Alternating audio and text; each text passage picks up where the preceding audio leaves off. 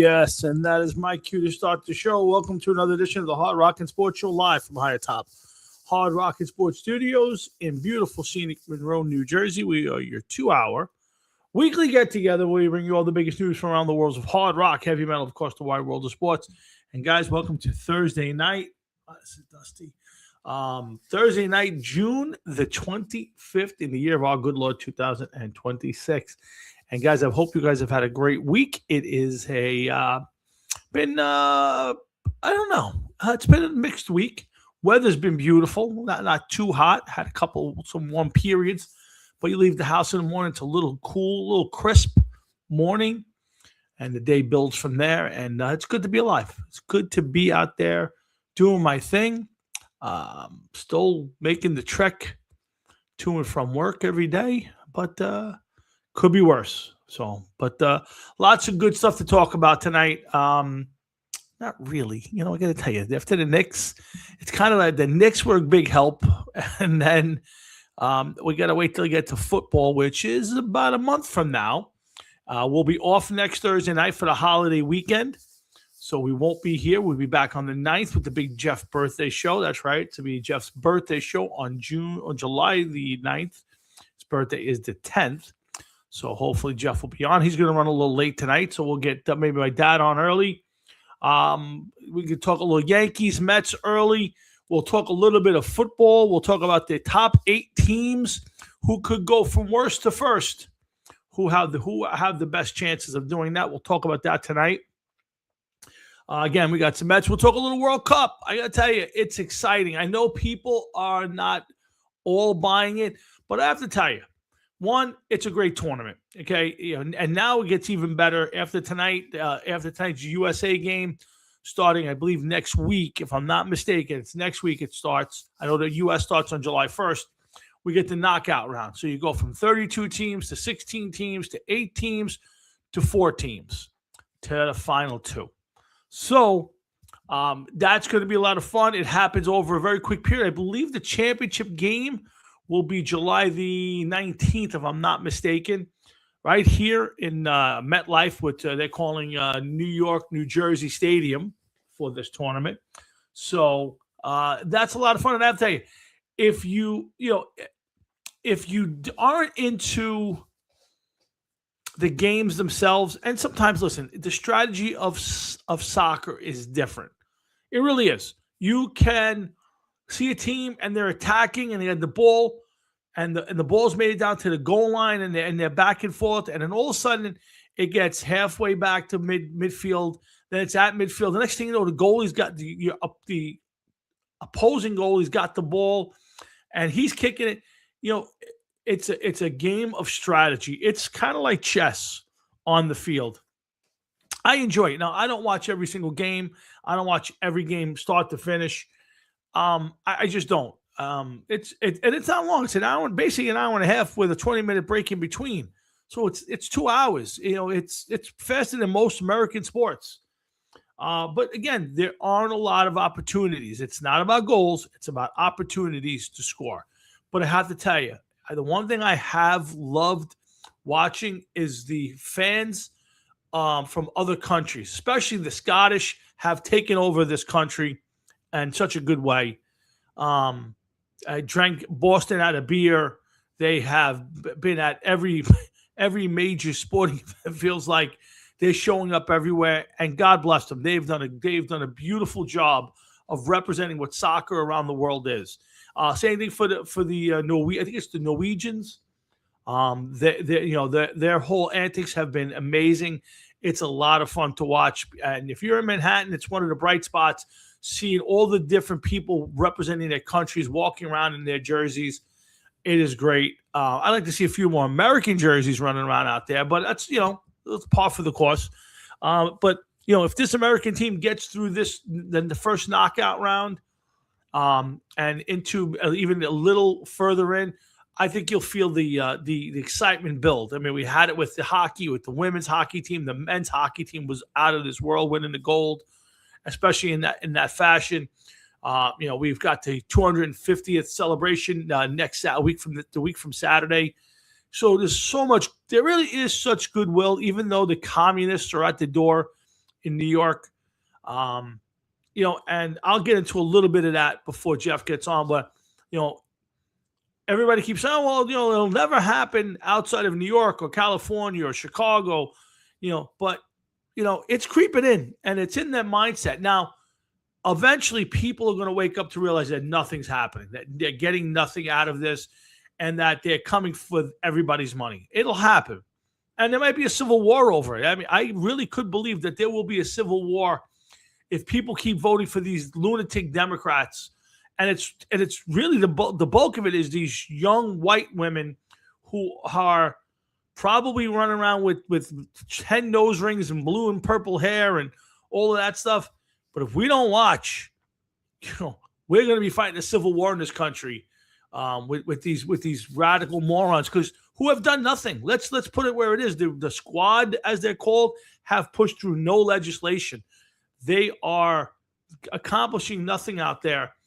But there's enough people who aren't voting and enough people who are voting that we're getting enough of these maniacs. And you got people in New York now who have been voted into different positions of office who don't believe in prisons, don't want anybody deported from this country, no matter how they got here and what they do when they're here.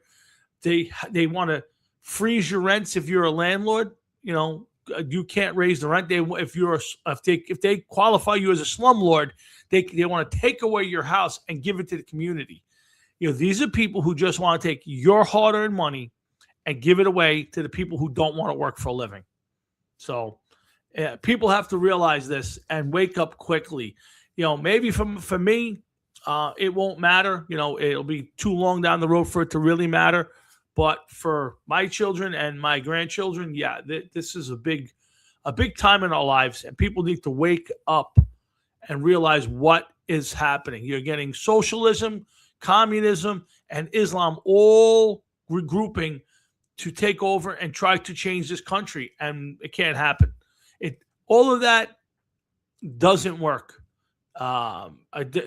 Socialism, communism does not work. It's never worked, and it never will work. They'll just take your money and tell you how to live your life. And if that's how you want to live, that's your business. I'll go to Ireland or Scotland. I'll go someplace if I have to, but I'm not living with these morons. So we hope we all wake up sooner or later. And you can't just vote blind. You can't just go into the booth and say, "Oh, it's a Democrat, I'm going to vote for him." You really need to listen to what these people say. They're not even hiding it anymore. I mean, Mikey Sherrill hid it.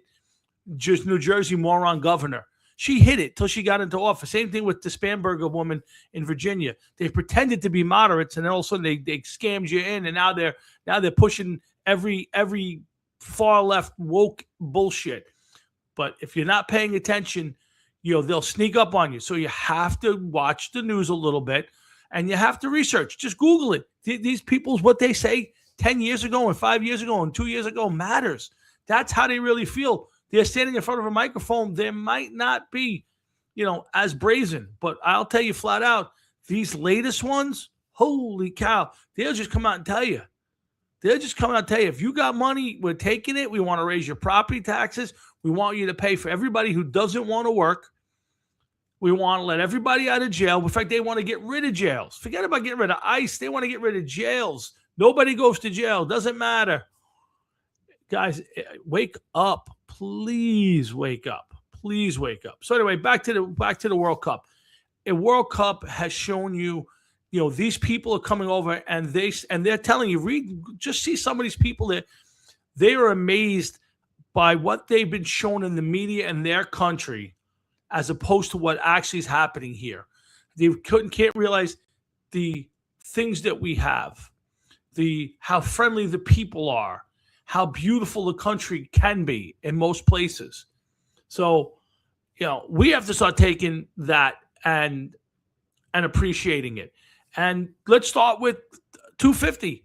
I mean, I was telling my boss yesterday we were driving together, and I said, people don't realize how special this is. I remember being, 9 years old and 1976, for 200 for the bicentennial.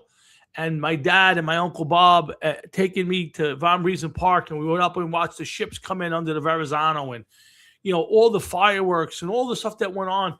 And that was even sketchy back then. Now you can't even imagine how nice this is going to be around the country. And I hope people out there take advantage of it and watch and enjoy this 4th of July. It's really something special. And I hope they start to appreciate this country, because the communists aren't at the door. They're inside the country, and they're trying to take over your government. And if you want to change your way of life, by all means, just stick your head in the sand and say, it doesn't matter, doesn't affect me. It does, and it will. And if it doesn't affect you, it'll affect your kids or your grandkids and possibly even your great-grandkids. So if people don't start waking up and start realizing what the wolf's at the door, he got inside the house, and he's chewing on the pigs. So wake up. But last thing on the World Cup. So the fans are great. It's amazing to watch how much people are appreciating what's going on, and how much fun this tournament is. And it's a shame that we don't get it very often here, because it's shared around the world. But it is a lot of fun to watch these people go through our country and enjoy the things that we probably take for granted. Big game tonight for the U.S. playing Turkey. Not in the sense they've already clinched. They can't change their positioning, but they need to win and kind of go into the knockout phase with some momentum. There's a week between the games. You kind of lose a little momentum. They're getting their best player back. A big showing tonight, and then it looks like Bosnia next Wednesday night for the first knockout game. It would really be great if this team could get into the top 16, final 8. It would be a lot. I mean, that's a lot to ask. This team was not expected to do that well. It has played well, and it has played as good as anybody's played. So let's hope for the best. We got a lot to talk about tonight. We'll talk a little. We're going to talk. Well, we don't have a lot to talk about. We're going to get a couple lists. I got to get a top guitar list. We got top 8 teams to turn it around from worst to first in the NFL. We'll talk a lot about the Mets. Let's see. Brandon Scoresby has been screwed by the NFL. We'll talk about the Iron Maiden documentary, which I got to see, which was great. We'll talk again Mets, and that's it. No, and Geno Smith. Geno Smith, what a disaster for the Jets. I know Jeff's going to make light. It's only 17 games, but boy, oh boy, I think they were just hoping to get just a normal, relevant season out of that quarterback and get them to the next phase. And who knows if he's even going to be part of this team based on what is running around out there. But listen, Jeff just popped up. Let's get the show started. We got a lot to get to, and we're glad you guys tuned in. And who knows? We may do a short show tonight. We'll see what kind of what we got to talk about. All right. Hopefully, you guys will all check in. Hope you guys have had a great week, and we'll love to hear from you. So if you're out there, throw some comments up. If you want to talk about something, bring it up. Me and Jeff will be happy to expand on it. So again, thanks for tuning in. And remember, we won't be on the air next week. We'll be celebrating the 4th of July. And we'll be back on the 9th. And, a couple weeks, we'll be talking our 14th NFL training camp show. So looking forward to that, celebrating 14. This will be our 14th year, I believe it is. We started it. No, I'm sorry. 13th year going this year. So thank you for all the great times, and let's roll through it. So let's get Jeff on and get the show kicked in. And the only way to do that is by bringing on my partner in crime, Mr. Jeff Hammerhead Towinski. What's up, man? Not much. What's going on? Not much, but man. How was Jeff? How was your week? A little shorter this week than last week, but oh yeah, how come? I took off today. Oh yeah.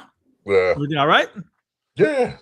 Just when you got almost 600 hours of vacation time, you take something off once in a while. Listen, you deserve to. There's nothing wrong with that. You got the time. You're at that advanced age where you kind of need a little break once in a while. Yeah, that's like every day. Yeah. I hear you. So Jeff, it's that quiet period now where, we got a little lucky that the Knicks had a little bit of a run. We got a little talk out of that. And the NFL is completely shut down other than usually bad news, which we got a lot of that this week with the Geno Smith stuff. But I want to get my pops on. We'll get him on and talk, see what he wants to talk about. Then we'll get into the Geno Smith thing. We'll talk the Mets are a complete disaster. The Yankees are the Yankees. I got a couple of lists for you. One, top 12 guitar players. I got top 8 NFL teams who can go from worst to first. So I'd love to get your take on that. And did we talk about the Iron Maiden documentary last week? No, we did not. Okay, so I want to get it. I want to get that. I did get a chance to watch that, so I do want to go over that with you. So we got some stuff to talk about, and we'll do that right after we get my pops on. All right? Mm-hmm. Let's get him up. What's up, Pop? What's up, guys? How What's up, are you? Mr. Florio? How you doing, guys? Good. What's up? Yesterday was a bad night, so I put the Met game on.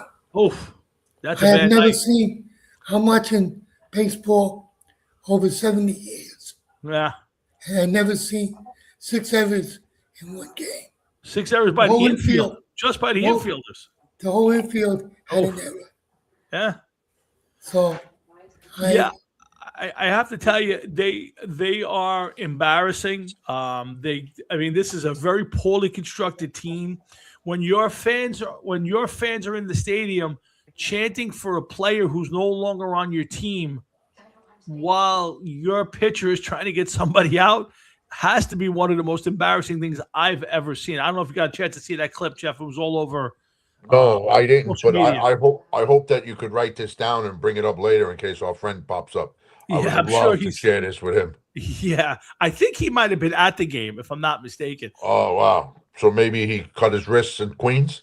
Yeah, I would tell you. Let me tell you. So let me tell you guys a couple. So yesterday the Mets had one of their games. I don't know if it was Monday night's game. Monday night's game was rained out, I believe. It was Monday or Tuesday. The Yes. rainstorm. Monday. Okay, so they knew there was a big storm coming, and the Mets didn't cancel the game early. They waited till everybody got to the parking lot at 6:30, and then canceled the game.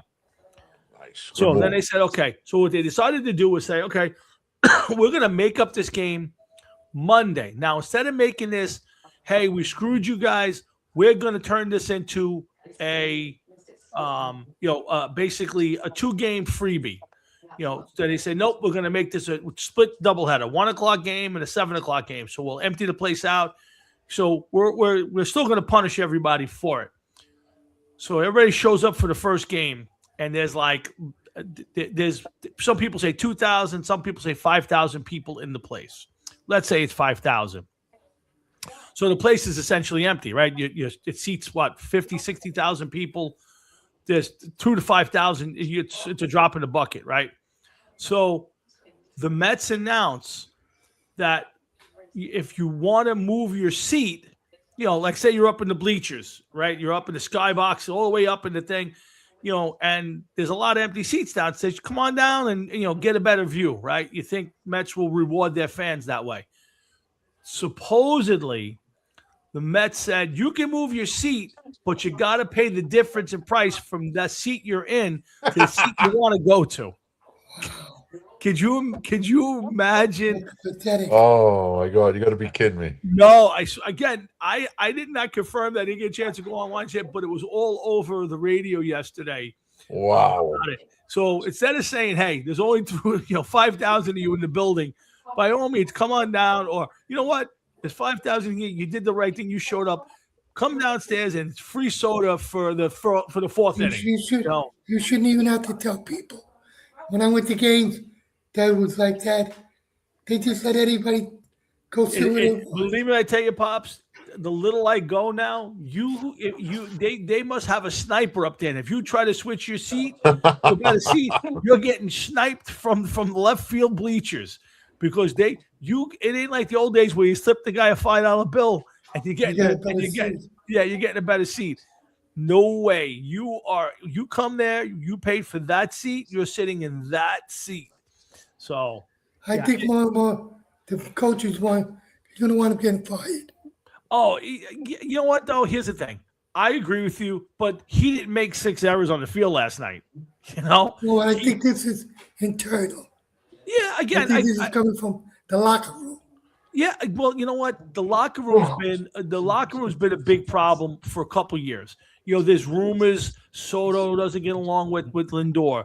Lindor was the reason why Nimmo and McNeil and Alonso aren't here, or at least Lindor's wife didn't get along with their wives or girlfriends. So there's been a lot of problems in that locker room that seem to be in the Lindor's issues. I have no idea. I'm just telling you what I listen to sports radio a lot, and that seems to be what they suggest. But you're right, and it's the manager's fault. But at the end of the day, why fire the guy? I say make him finish the season. Why pay him to sit at home and get relieved of his burden? What are they going to get rid of? They only get 2 players that are even half their weight. Probably. Lindor and Soto. Well, Peralta would draw some money. I would think Bichette would probably draw some help. He's on a 1-year deal. He's got the opt out. You could probably. I mean, they traded Peterson last night. To me, you keep Soto, you keep the kid McLean, even though he hasn't pitched well, and anybody else is up for grabs as far as I'm concerned. They're just not a good team. They're poorly constructed. You're asking a bunch of guys who. They put this kid Beatty in right field. He made a bad play. He's not a right fielder. Guys never plays right field. They're making a bunch of guys out of position, and the guys who are playing their positions like Simeon and Lindor, they all made errors last night. So to me, it's a bad team. They're 12 games out of first place. It's not even the All-Star break. They're 6 or 7 games back in the wild card. They are the third worst team in the National League. It's over as far as even if you make a run in the second half and you're legit, what's that accomplishing?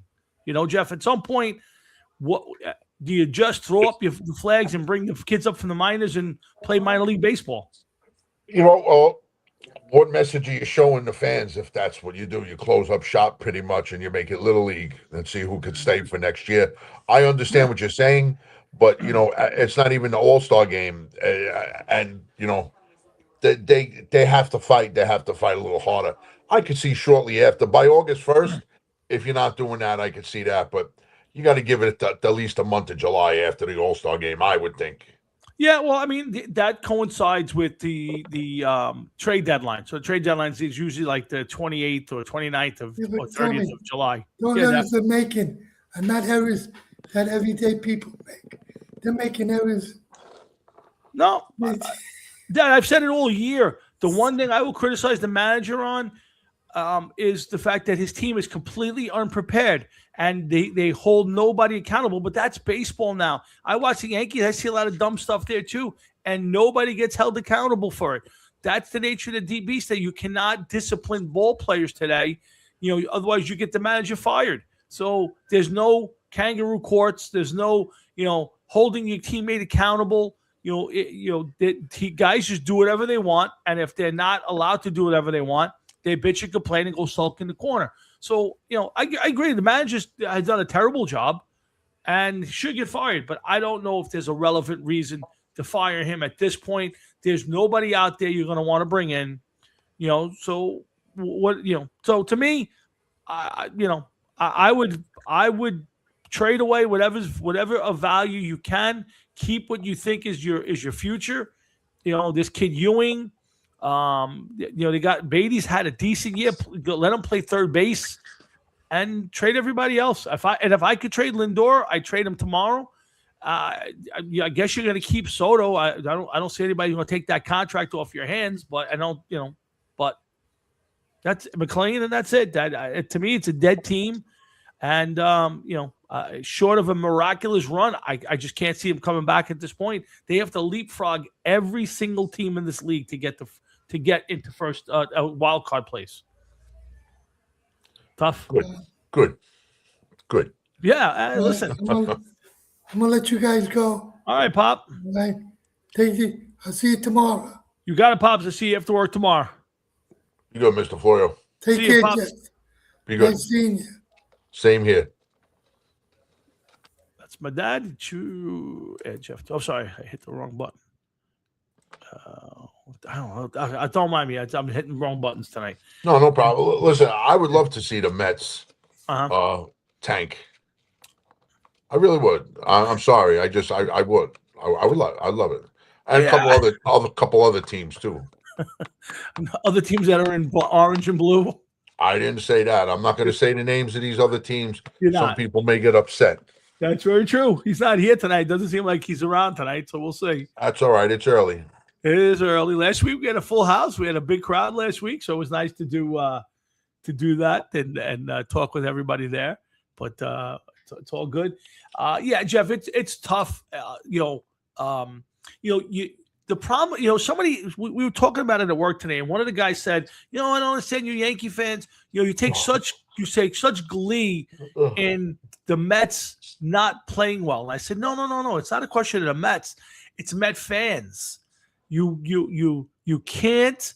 Met fans in April think they win the World Series. Well, not only that, but Yeah. as the season progresses just a little bit, dealing with our Met fan, no matter what you say to them, Yeah. they'll turn around and say, "Well, your team just lost 10 games in a row." Yeah, but it's not 11. You know what I mean? So Yeah. like they get insulted and they get pissed off and they can't accept whatever you say to them, because the things that you have said to people here, to me, are acceptable. You're saying the truth. You're not saying anything out of line. You're not ripping people apart. You're not ripping No. teams apart. You're just giving a side that is quite obvious.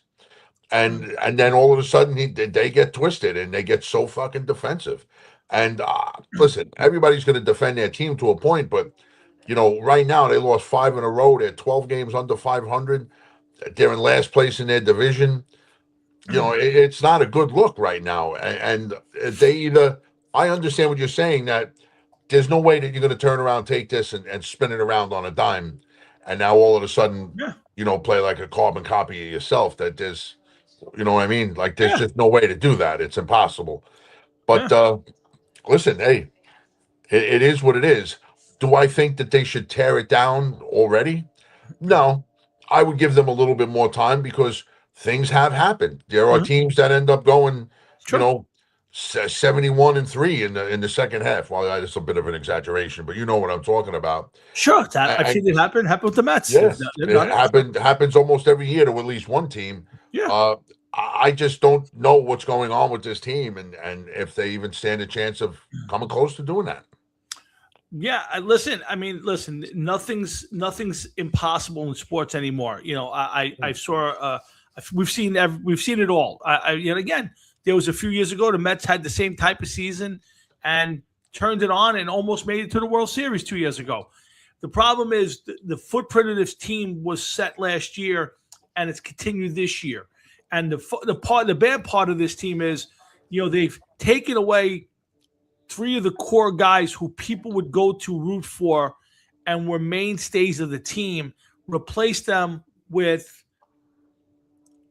carpetbaggers. And he needs to be fired. 2 years ago, they had the big comeback, and last year they fell apart. And then this year, fired all coaches and kept him. He needs to go. I agree, Frankie. I told my dad, I don't know if you heard it, but I wouldn't fire him. It's almost like he should suffer.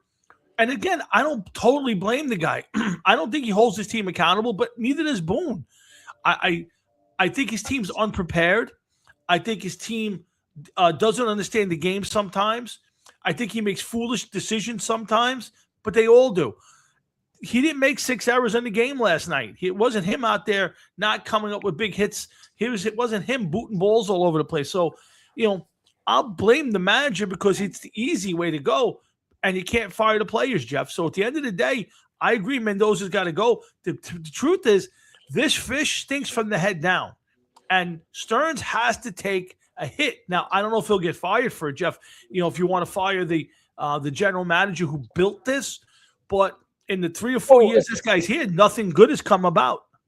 The general manager has to be held accountable at some point in time. You're the one that's going out and getting the players. Yeah. I mean, listen, the general manager and manager, I'm sure, is sitting down talking and saying, listen, this is who I would like, or the kind of player that I want. They have to.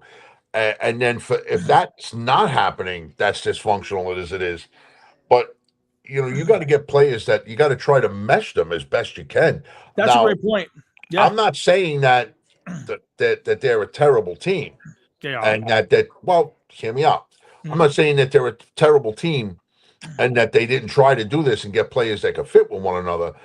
But it's quite obvious that something is wrong. There's some sort of chemistry problem. I mean, at this level, you would think that these guys are pretty good players, Yeah. to be in the major leagues. But, this was a team that kind of went bad early. Yeah. I remember having this conversation with you guys in May sometime that there was issues with this team. Yeah, and like I said, Frankie, I get it. You can make that move now, and look at the Phillies. They fired their manager early. Manley's come in. I don't think Manley's done anything special, but the team has turned around and started winning. Sometimes it happens that way. Sometimes it wakes a team up, but maybe will the Phillies as bad off as the Mets are now? Not as bad, but they weren't. Their season was spiraling in the wrong direction, and he came in. I think they won 7 or 8 games in a row. As soon as he brought him in, they've turned it around. They're a few games out of first place, and they're playing much better baseball. And they probably have a legit shot of, facing the Phillies at the NLCS. So, did it work? Yeah. Was it some special magic? I don't think so. I think it happens. The problem for the Mets, and I think you touched on it, I think it's a great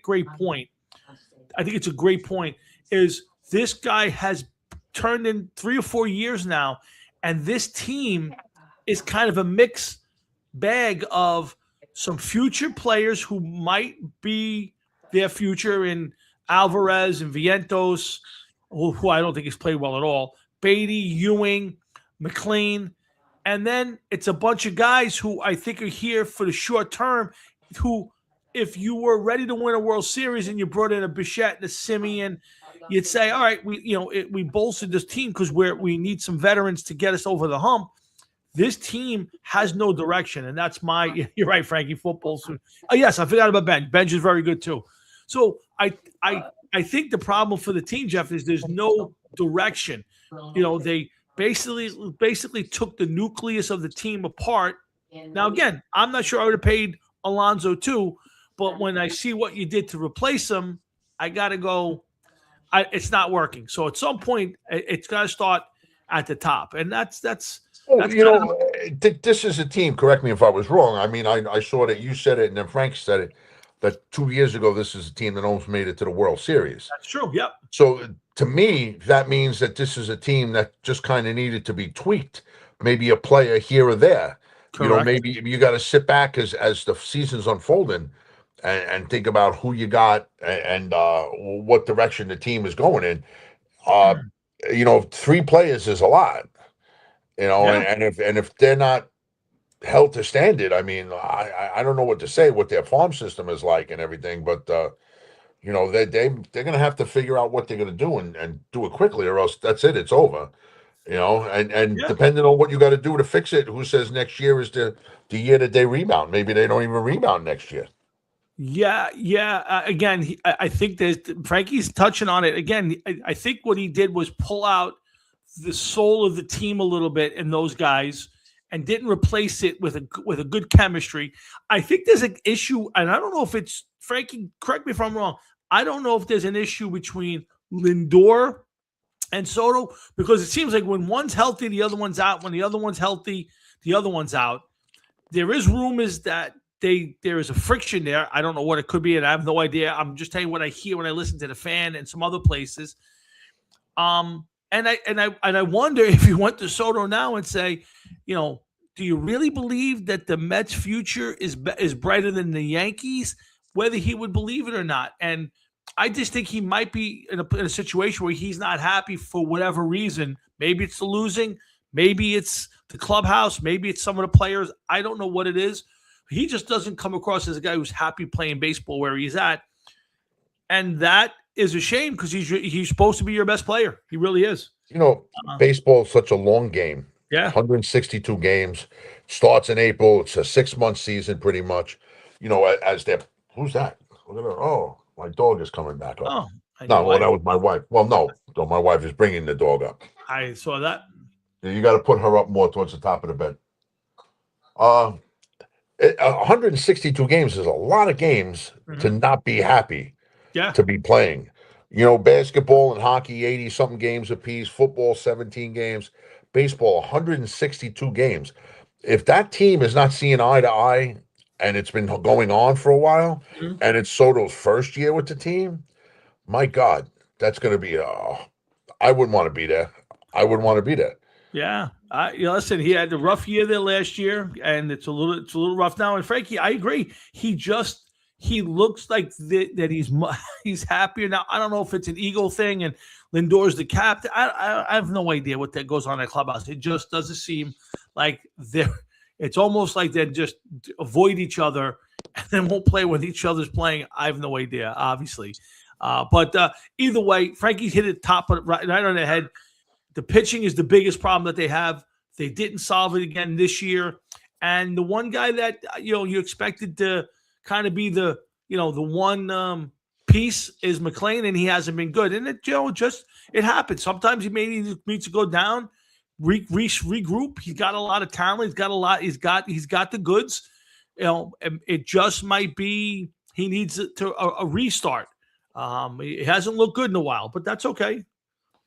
So yeah, Frank, I agree. This team is completely misconstructed. It's horrendous. You got a mix of very, very young guys and a couple of guys who might be in their, who I think are in their prime in Soto and Lindor, and then a bunch of guys that are not.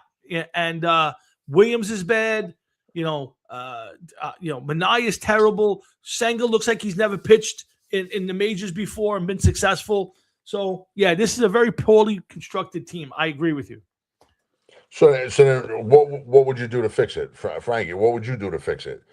You're the one saying this, so what would you do? Here's your chance to fix it as best you can. What would you do? Me? I'll tell you while Frankie's writing it down. I'll tell you flat out. I would fire the manager at some point. Maybe not right now, but I would fire the manager and his staff. I would trade whatever valuable pieces other than McLean, Soto, these young kids like Benj and Ewing and Beatty, and I would Peralta would go, Williams would go, Luke Weaver would go. I guess you hold on to Clay Holmes, but even Clay Holmes, I would even whatever value you can, and I would play all my youngsters and at least put a team out there that plays its ass off and see what you got, and then regroup in the offseason. That's how I would play it. Yeah, that's how. Yeah. But yeah, at this point, I don't know if this season is salvageable.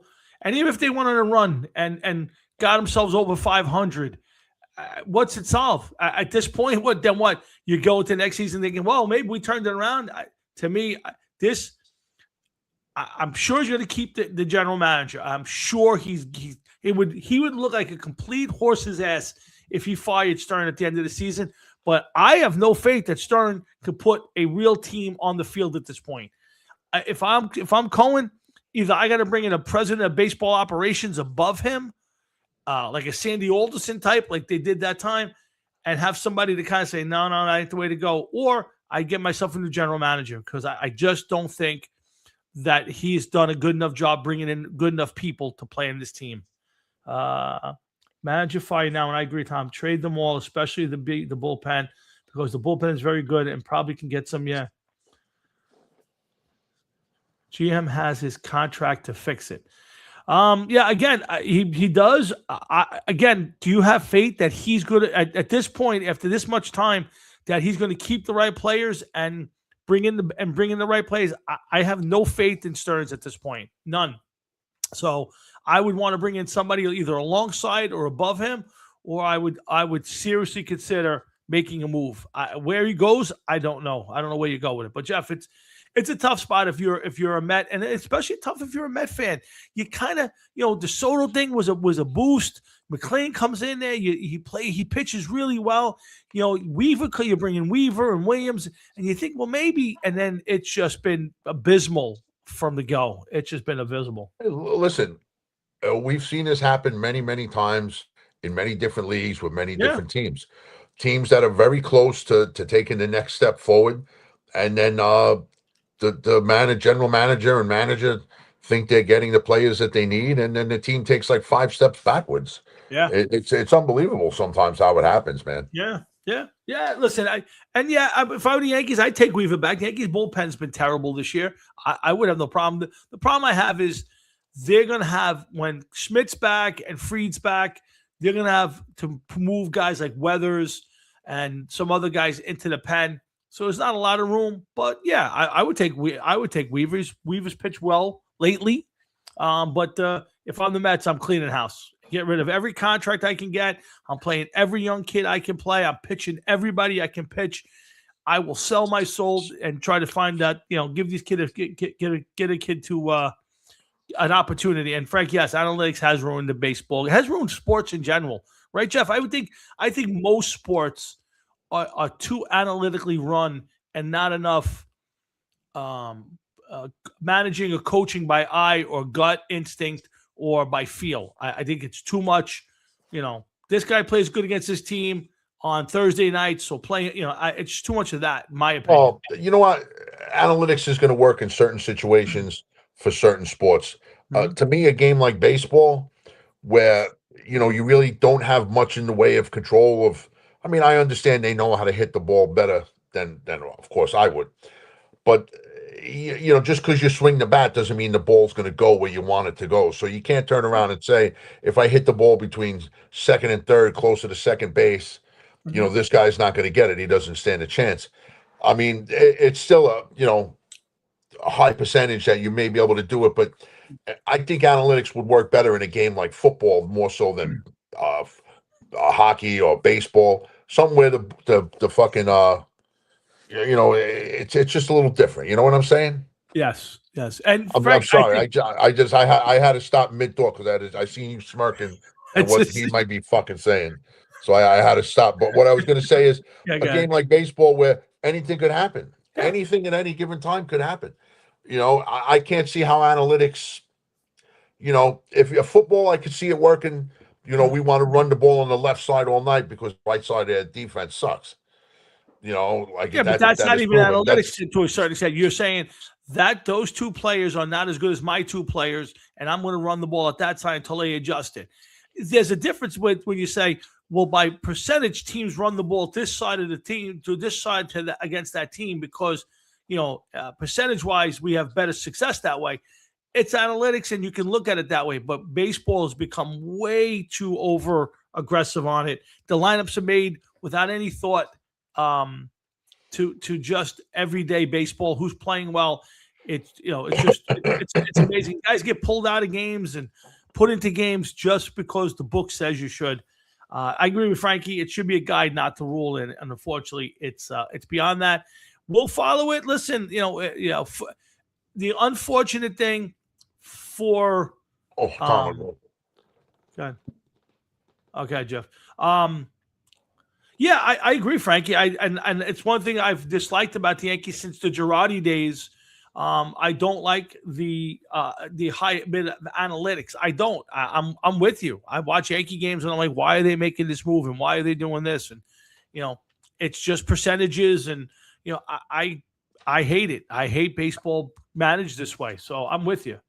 The Yankees have a good team. I'm not saying they're great yet. It's way too soon. They're the only American League team hitting that are over 600 win percentage. I get it. They're playing well, but it's typical Yankees. It is. When they face good pitchers, the kid Burns shut them down the other day. When they face good pitching and they can't hit home runs or knock the crap out of you, they get lulled to sleep. The one thing I like about the Yankees this year, I think their starting rotation is much better than it's been in years. It should get even better. Warren's been good other than the last couple starts. But when Fried gets back and Clark Schmidt gets back and you get and Cole, Garrett Cole has a little more time to build up some strength, this should be a well-rested starting rotation for the playoffs. Problem is, can they hit in the playoffs? And that's the problem. So I'll say they're a good team. I think they're on a collision course with the Dodgers. Dodgers still a better team. So we'll see. And Judge is out. Yeah, and again, I think they'll win the American League. They've had a little bit of swoon there. They lost 3 games in a row. They'll win 3 games in a row. They'll finish 20 games over, and probably be the best team in the American League Well, this year. they're on pace now, the Yankees, to win over 100 games as they're going right now. Yeah, Doesn't mean absolutely. anything. You could win 80 games in the regular season and get to the World Series. Yep, absolutely. Yeah, I think this team has been built for the last 10 years the same way. They'll win their games, they'll get to the playoffs, whether they win the division or whether they get a wild card, they'll advance for a round or two, and then they'll run into a team that pitches well and gets enough hits, and they lose, whether it's in the divisional or the ALCS or the World Series. They just don't hit, and it's going to be on guys like Bellinger and Judge to come up with some big series to win games. But I won't call them a great team. They're a very good team. I like the way that I like the way they're constructed when they're healthy. They're well balanced. They are athletic. I'm not crazy about the up to middle defense. I think Chisholm's overrated. I'd love to see him get traded, and they got to figure out shortstop, whether it's if Volpe's going to be the guy, or you're going to play Caballero there all year, or whether you're going to bring up Lombard. I don't like the up the middle defense for a second base and shortstop. So we'll see. Not to change the subject, but did you see where the NFL screwed that game? Yeah, I was just going to bring it up. Yeah, so Jeff, we were talking about it last week. The young kid from he was at Indiana, Texas Tech, who got basically bounced out of the college football and now is going to go into the supplemental draft. Brandon Sawsby. So now the NFL has decided to not hold the supplemental draft. They do not have to do it. So this kid now has gotten screwed. Now, I don't like to use the word screwed, Jeff, because he kind of brought it on himself. The NFL doesn't want to make this kid the poster boy for what's wrong in sports with all the gambling. So I understand what the NFL is doing. They're basically saying, we want to bury this. We want you to go away, disappear for a year, and then maybe, you'll get drafted next year. And, this whole thing about your gambling won't be, because think about it. He comes into the NFL this season. What's everybody going to be watching? They're going to be checking him out. Is he playing? Is he betting? It's going to be the biggest story out there. Of course. I not for nothing, but I have no trouble at all, no problem at all with this kid being able to get into the NFL this year, because the Jets would have, regardless of what they say, would have been poking around. Yep. And I think they would have tried to do what they could do to get him. I would rather see them stay status quo, maybe pick up another veteran, or who knows what's going to happen with Geno Smith. You may have to pick up somebody else, but I'd rather go after a quarterback next year in the draft. I'd rather stay the course that they're on. This kid has a problem. And listen, I don't know what this kid does. I don't know how much of a gambling problem he has. But I know this much. The NFL frowns upon people that gamble. Why take a chance on him? I don't give a shit if he's the next Tom Brady. If he does one thing wrong and they end up suspending him or whatever, kicking him out of the league, you don't know. So why take the chance and lose the picks? I would rather go after a more solid, grounded player than go after this guy in hopes that he'll leave his phone down and not start making bets on everything.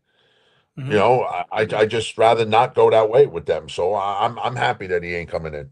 I agree with you, but I understand Frankie's point also, and he's right. The NFL promotes gambling. So does all the sports. So it's no shock that a bunch of kids who are now allowed to make millions of dollars in amateur sports, and I'm quoting the amateur sports, has all this idle time because he doesn't need his degree because he's making more money now.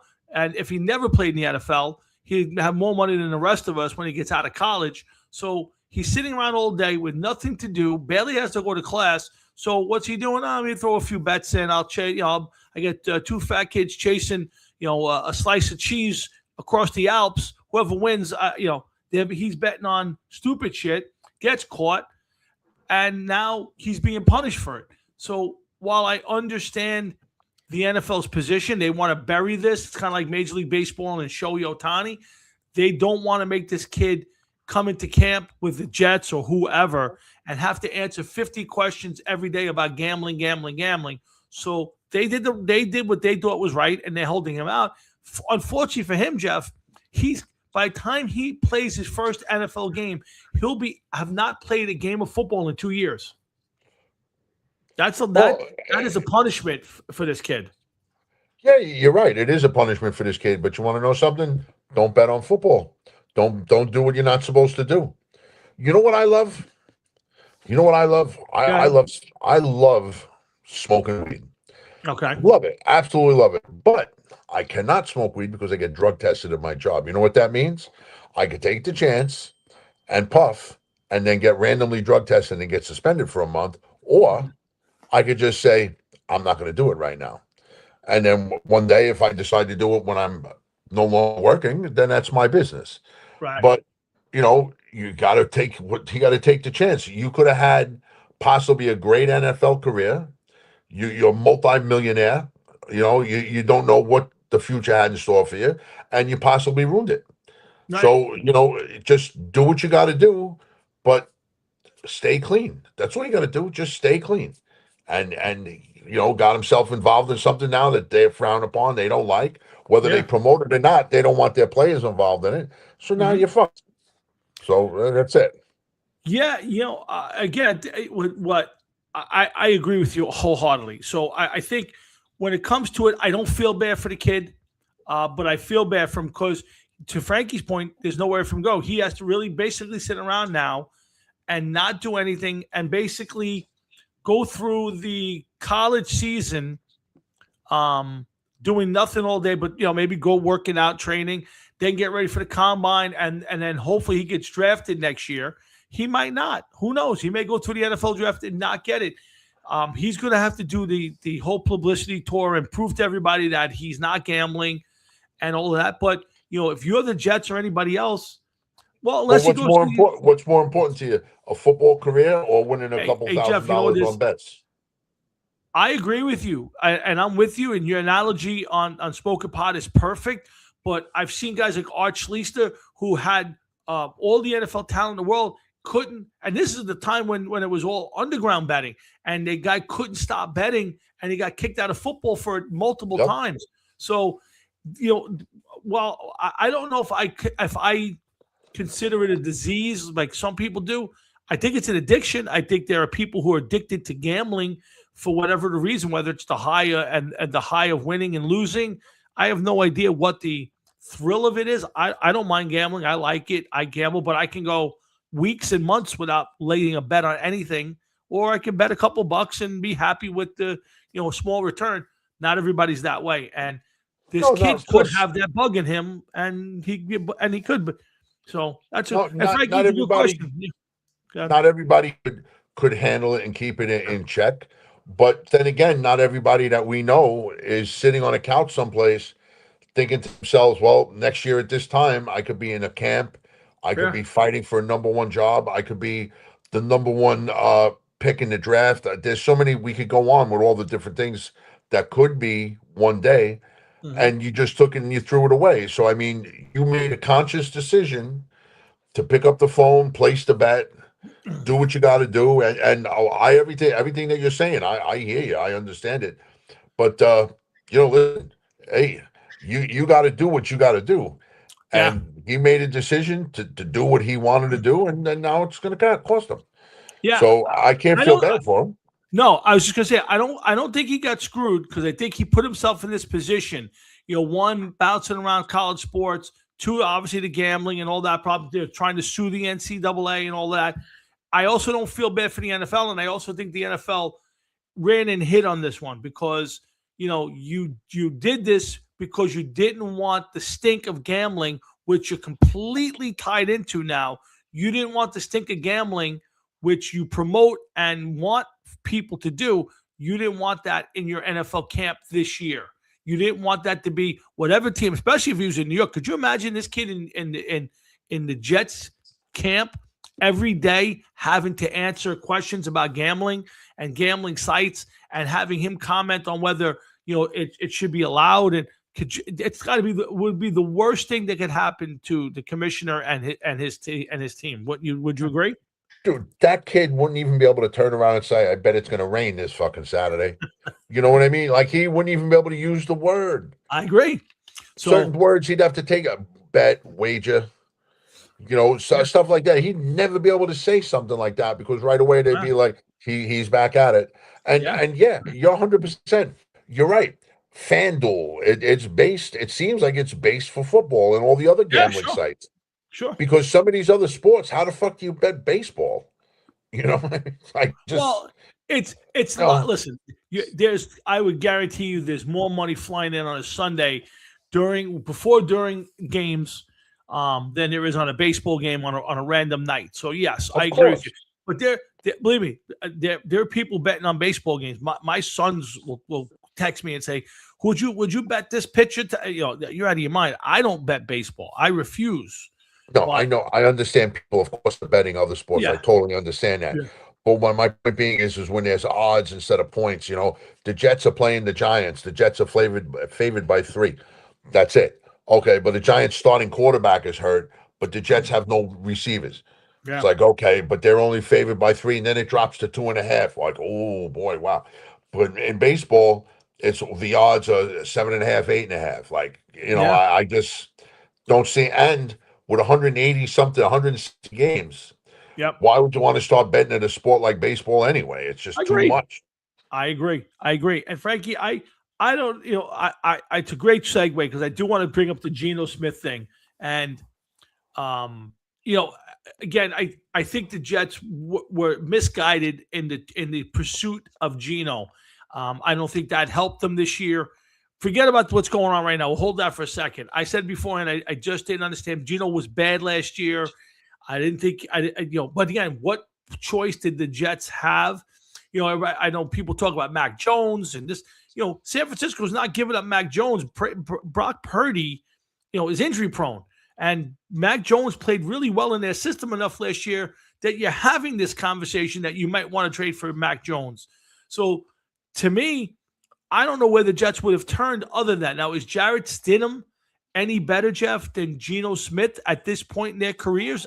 I don't know. I watched Jarrett Stidham play in that playoff game. I thought he was mistakenly pulled from his hot dog vendor role and placed at quarterback because I didn't think he played well. Oh, listen, I hear you, Tom. I hear you. And there's a lot of questions that have to be asked and answered. And some of them are just like, okay, did the Jets do the right thing? Honestly, do I think the Jets did the right thing by going after Geno for the year? Yes, I think they did. You got to remember, 17 games. That's what the plan was. Mm-hmm. Now, Geno Smith never gave any indication of being a problem child before, and he's been in the NFL for close to 10 years, if not more. More than that, so, now all of a sudden he's an issue. But nothing has been confirmed or whatever. In the video, we didn't look very menacing in the video. He looked like he was being henpecked to the point where maybe if he knocked her out, it'd be like, good for you. Now just shut up for 5 minutes. But we don't live his life, so you don't know what he's like. And, listen, I never seen him tied to any celebrities. I see him in the gossip section of the newspaper. I'm not saying the guy's a saint. Don't get me wrong. I don't know him. I'm just saying that I don't see anything bad about him. So let's let this play out and let's see what happens. And as far as the Jets, listen, Mac Jones was let go by the Patriots. He goes and wins a couple games in San Francisco. He was 5-3 as a starter over there. If he went 8-0, I could say, all right, maybe he turned it around. 5-3 on a good team. That I don't know. I don't know if he's the answer. And why San Francisco going to let go of him? Purdy gets hurt point. More often than not. That's the point I was making. Was I wouldn't necessarily think that the 49ers, and we all know it is extremely hard to get yourself a backup quarterback who you can count on to at least need not be terrible. And Frank, you're right. Stidham was in bad weather. To be honest with you, if I were the Jets and I can get him for a low-level pick for next year's draft or the year after draft, yeah, I bring Jarrett Stidham, and he's still better than what's on their bench now. So even if I'd rather have Stidham than Tim Boyle or that other kid they got. So whether Geno played or him, I take either one of them at this point. But that's a whole. Kubiak, whatever his name is, that they got. Cade This is Kubiak. somebody, huh? Cade Kubiak. Yeah. There was a chance that he was going to possibly be a first-round pick last year. Oh. Mhm. Evidently, it didn't work out. Let's see what you got in this kid. Yeah, You know, might turn you into got that. You're right. you got nothing to lose, nothing at all to lose. Me, I would give that kid the starting role right away. And like, listen, if you go 0-17, that's great. That's great. If you go 17-0, that's even better. But but if they got a quarterback in him like that would give them the chance to take the 3 picks that they have and voice this team next year in a completely different way. There's nothing says that they're going to be able to use all 3 picks next year. No, They may end up having to trade 2-3 to get a fucking a quarterback. Mm-hmm. You know what I mean? Yeah. No, listen, no doubt. Again, I didn't like the Geno thing, but I also understood that there's not a lot of options out there. So No, but you know what? They didn't attempt to do anything either. I mean, come on, there were better options than Geno Smith. The guy 32 or 27 or 32 interceptions in 2 years. I think that you could have got a better option than G at the time. I don't think they wanted a better option, though, to be honest with you. I don't think you want somebody to be like, well, maybe this is the guy. I don't know. You know what they're thinking. Let me ask you this: if you had the chance to pick between Geno Smith and Kyler Murray, who would you have gone with? Geno. Yeah, you think so? No doubt. Yeah, Kyler Murray not only is too short, has not played well, has a terrible reputation for not being prepared. So I would tell you, at this point, like going into this season, if those are my 2 options, I would have went with Geno, because at least Geno knows what it is like to be here, and I think he'd want some redemption. And really, I think Geno was going to come in and really give it a good effort. I don't think he was going to sleepwalk through a season. Kyler Murray, I'd have no faith in. So me personally, yeah. Listen, like I said, regardless of who it is, it's a 17-game season. Right now, Geno Smith is here for 17 games. It would be to his best interest to go out there and play as good as you can for the New York Jets. So you're auditioning for the next team that you could possibly be on. Mm-hmm. Yeah. Yeah, listen, I this might be, this might turn to be Geno's last stop, and it might be where he hangs around for a couple of years, kind of a la Flacco, where you're kind of the clipboard guy. You come and you make an appearance or 2, and you save a game. Maybe you catch a couple of games and you get a little run for the team. You do a little magic. I think this could be a spot for him where he becomes that mentor type guy. I'm not sure. I have no idea. And who knows? You may be in jail at the end of the season. Who the hell knows at this point? He may be in jail before the season starts. Yeah. You never know. Frankie, I agree with you. Women and retards is not good. I agree. I don't think he was an option for them at that point. I'm not sure, they wanted to spend the money to bring him in, pay him that money. So, again, who's that guy to get them from here to next year? I don't know. And Jeff, to a point, Cade Kubiak may be the guy. Put him on the field.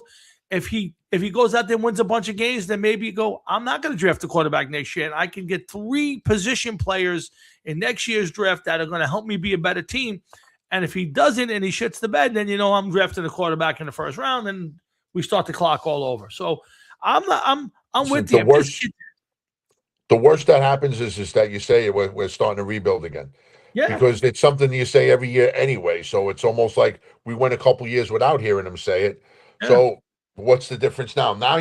But now here's the only thing that gets me. Yeah. I've heard other people say it. I've heard people come on this show and say it. Okay. So what? They got 3 first-round picks. They took 3 picks in the first round this last draft. Okay. Oh, wow. They did great picks. We've danced to this song before. Okay, we've done it before, more than one occasion, and the team crashes and burns anyway. So if they're not going to be diligent in what they're looking for and just try to get the best players that they can, what difference does it make? Because you're going to hear it every year, and you could give them 32 picks in the fucking draft. What difference does it make? Yeah. If they're not getting good guys, they're not getting good players. Just doesn't matter. No, listen, I couldn't agree with you more. I couldn't agree with you more. Frankie, yes, I think they have done a good job in this offseason. I think the GM's done a decent job. I just don't know if they have the right coach, and I still think they're a couple players short. But we'll see. I mean, there were some picks on the offensive side that may do better than I expected. Their offensive line should be better this year. I'm still a little questionable about the defense, but the big problem is going to be quarterback. Who's going to throw them the football? We'll see. It's going to be an interesting season for the Jets, no matter who quarterbacks this year. It's just a matter of can Aaron Glenn change what they did in the second half of last year. If that's there early on, then the Jets have no chance, and he won't finish the year as the head coach. But we'll get a lot more into the Jets in the coming weeks, and then the NFL training camp show, which will be sometime. Let's see. So it's the 2nd, 19th, the 9th, 16th. 23rd, I guess, will be our NFL training camp show. July 23rd will be the NFL training camp show, our 13th or 14th episode of that, starting our 13th year on the air. So make sure you're around for that. We get from here to there. We'll also be back on the 9th, celebrating. If Jeff's around, we'll be celebrating his birthday either way at the big Jeff birthday show. And again, we'll get through. Like I said, no show next week. We're going to celebrate the 4th and then come back for a few weeks of prepping for football and all that good stuff. I do have one more football thing I want to get in here. Let me see if I can get it on the screen and see if we have a quick minute with that. Let's see, Jeff. Let's see. Can you see that? It's all in their prime. I'm guessing the quarterbacks. I can make it a little bigger if that helps you. Well, as long as you can see it, you can read off of it. I just pay. Yeah, it just says all in their prime. Keep 2, cut 2. Keep 2, cut 2. Yeah. It's 2 I want to cut. So for me, I'm keeping Marino and Brady. I'm cutting. You're gonna think I'm crazy, but I'm cutting Favre and Rodgers. Oh, listen, that's fine. That's fine if that's who you want to cut. I'm going to be honest with you. I keep 2 and cut 2. Huh? Mm-hmm. Wow. Mm-hmm. Well, I'm going to go with Montana. I'm keeping Montana. Okay. And my second pick is between several different people. Yeah. But I'm going to go with Mahomes. I'm going to keep Mahomes. Okay, that's interesting. So I'm going to go Montana and Mahomes. That's who you're keeping. Now, who are you cutting? Who am I cutting? I'm definitely cutting Brady. Definitely cutting Brady. Got to cut Brady. Okay. For so many different reasons. It's unbelievable. And then do I cut Marino for all the years he damaged the Jets? Do I cut Rodgers for what he did to the Jets? Do I cut Favre for what he did to the Jets? Do I cut Elway because Frankie's watching? Do I cut Peyton because Frankie's watching? I don't know. There's so many people. Can I have a few more cuts? I don't know. No, you got 2. I got to give you 2. Frankie, right. I'm definitely keeping Marino and I'm keeping Brady. Those are the 2 guys. I'm gonna cut Marino. Okay. And I'm gonna cut. I hate to do it. I got to cut Drew Brees. Oh wow! And the reason that I'm cutting them is because they each were in or won the least amount of Super Bowls out of all of these. Well, no, it's not true. No. Brett Favre was in a couple Super Bowls. He was in more Super Bowls than Brees. Yeah, he only won 1, but he was in 2. Elway was several. I always got 5, I think, and it's 5 or 6. 1, 2, not wins. lost 3. Yeah, 1, 2, lost 3. Rodgers only had the 1 win. Mm-hmm. Steve Young had several. Peyton had several. Yeah, that's it. It's going to be Brees and Marino. Wow. Okay. All right. That's a fair one. That's right, Frankie. It's pretty keeping Elway and Peyton, cutting Rodgers and Marino. Okay. I like Marino. I think again I've said it 100 times. He statistically, or no rings. I get it, but I never saw anybody better throwing a football. I would pay money today to watch Dan Marino throw a football on videotape. I could care less. I see some highlights now, and it's like, holy cow, how great was that guy throwing a football? Nobody better throwing a football. He was better quarterbacks, don't get me wrong, but nobody was better throwing a football. That's my opinion. Here's something I want to take into consideration, too, okay? and I'm gonna peg out the players right now for you as I say it. Elway, Mhm. Young, Montana, Marino. Okay, you could say whatever you want about whoever you want that's on this list. These are guys that were playing that had huge fucking shoulder pads when they were playing, which had to hinder Yeah. their motion throwing the ball and everything else. Everybody else has a more tailored fit.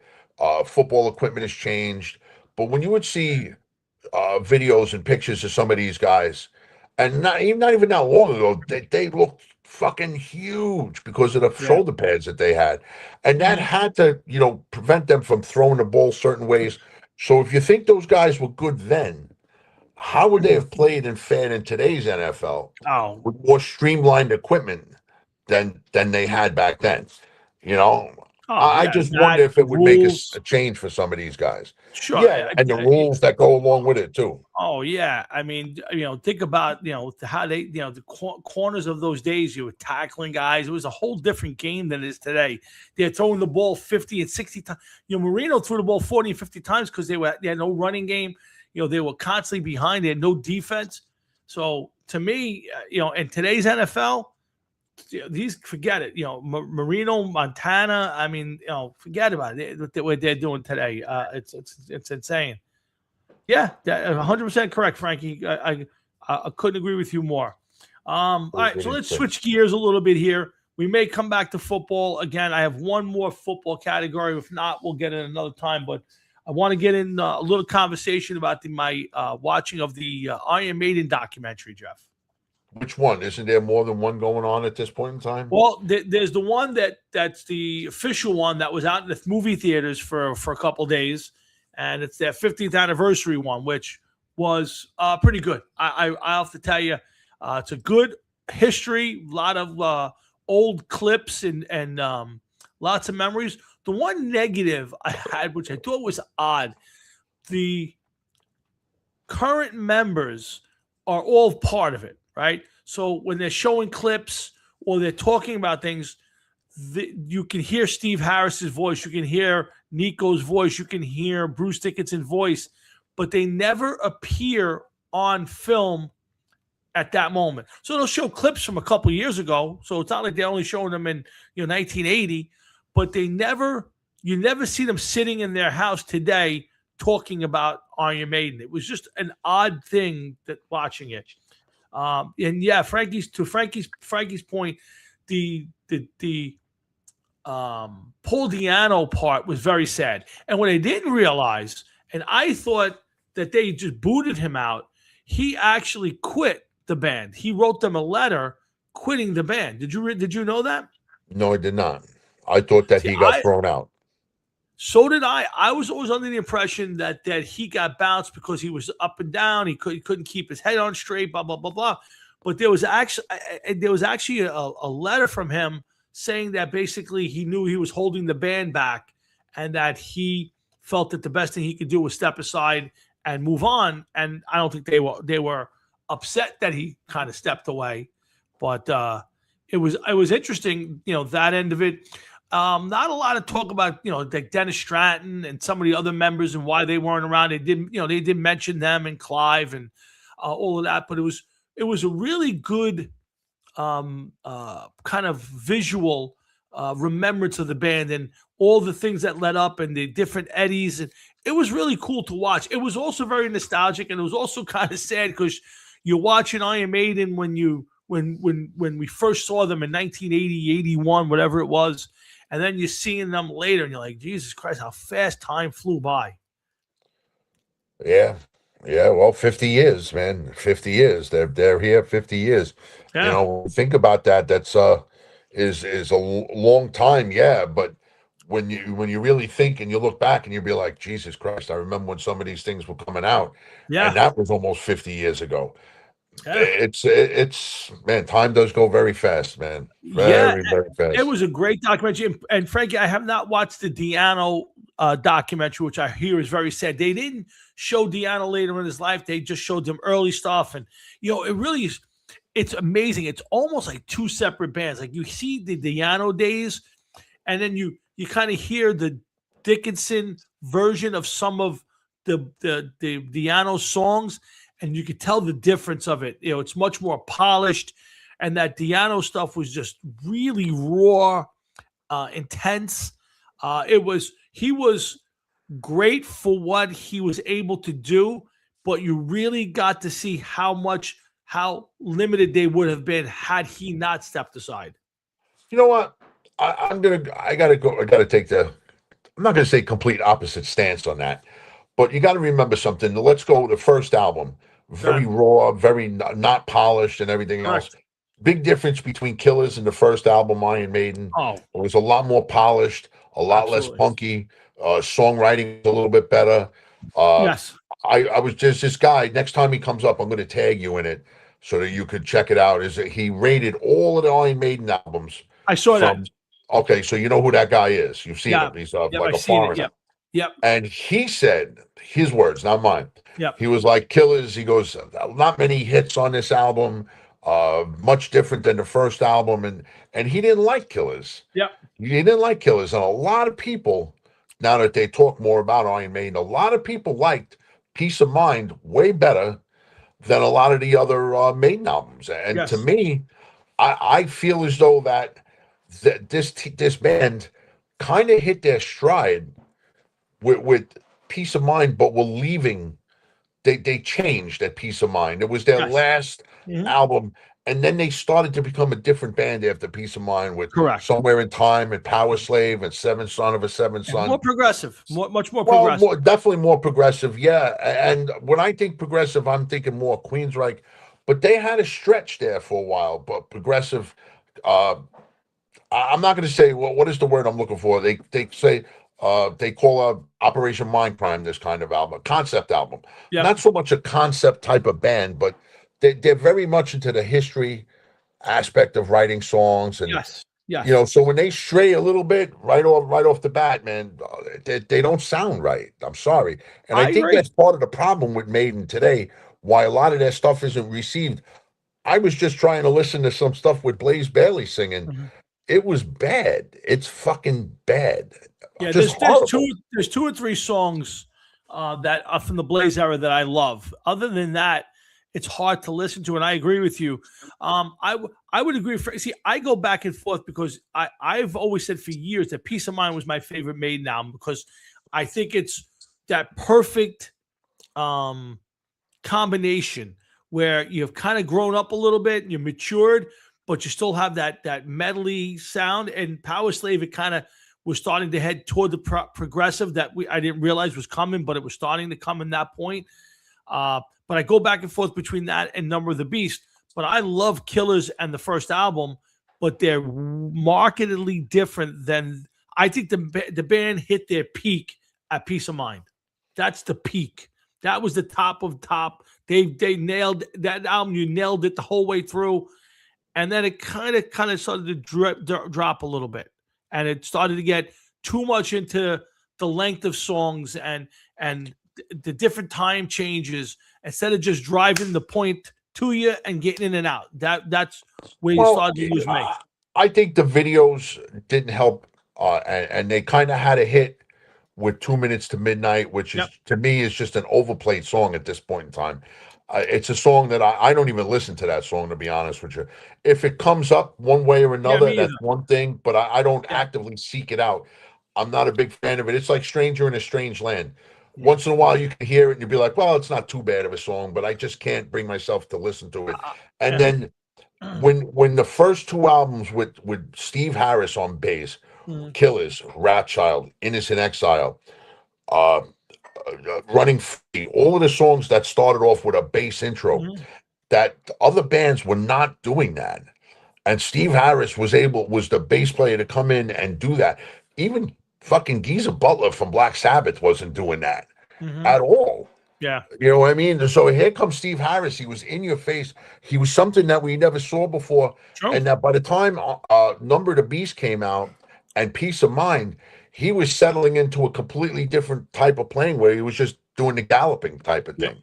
Yep. And, listen, hey, if it works for him, it works. The guy's an incredible bass player, but I think that's what a lot of it, that's what caught me. The first two albums, and how raw and in your face the bass was, especially when I started to learn how to play bass. And Paul was like, listen to Steve Harris. You got to listen to him. Listen to him. You can't miss him. And I was like, holy shit, this guy's, the more I listened, the more I realized and knew Yeah. that this guy's he's something special. That's all there is to that. 100%. And Frankie, yeah, I agree with you. I love the first album for the rawness of it. But you could see that it was a work in progress, and then Killers got a little better. I think Jeff hit it. The production value and the songwriting was better on Killers. They got better. And then Number of the Beast was phenomenal. And you could say that easily that's the top of the world for them because it was great. I love Peace of Mind. It's just such a great album. So many just grab you by the balls songs. To be honest with you, if I had to pick between Power Slave and a later Maiden album, I'd take Brave New World over Power Slave. I'm not a huge fan of that album. It's not terrible. There's some hits on there. It's just not my, I don't know. When they came back in 99 with that album, I thought they nailed it with a bunch of good songs on that one. But yeah, going backwards, the documentary, Jess, if you ever get a night where you and your wife are bored, it's on Amazon, and it's a good hour and a half of good memories. You see a lot of old studio time and a lot of behind the scenes stuff. It's really pretty cool. A pretty cool documentary. Was done very well. I would love to have seen it in the theaters, and we should have went. And I blame myself for not going. I was a little ticked off, let's say. But listen, you dude, don't let other people dictate your fun, man. Yep. I hear you. I know what you're saying, and I kind of got a bone for you, man. You got what? I got a bone to pick with you a little bit. I'm going to do it publicly. Okay. Too. Fuck. Go ahead. Bring it on, big man. You're coming Saturday, right? Yes, absolutely. Okay. Well, you were speaking to my wife. She had to check with you to see if you were coming or something. And then you said that we didn't talk about it. Yeah, it just never came up. Yeah, sorry. So I said to him, I said, no, not at all. I said, is everything set? She said, yeah. I said, I just want to make sure the time. She said 3. I said, it was just funny because Jeff hasn't brought it up much. We haven't spoken about it. And she goes, oh no, 3 o'clock, come by. Yeah, it's gonna be great. I said, you come by whenever you want. You could come at 9 in the morning. I got you. So no, I just said it's just odd because usually we've talked about it and you've asked, and I'm looking forward to it. I know Paul's gonna. I think Paul said he's coming. Yes. So yeah, yes. I'm looking forward to seeing you guys, and I love the early start. I've gotten older. I like being home in my house.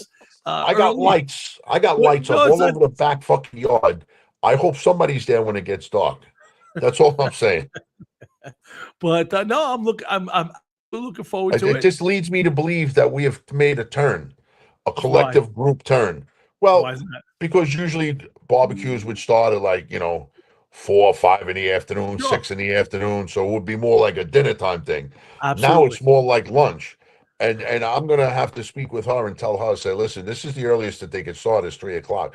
If we start having barbecues and everybody's coming for 1 o'clock, I'm not coming. I'm not coming down the stairs.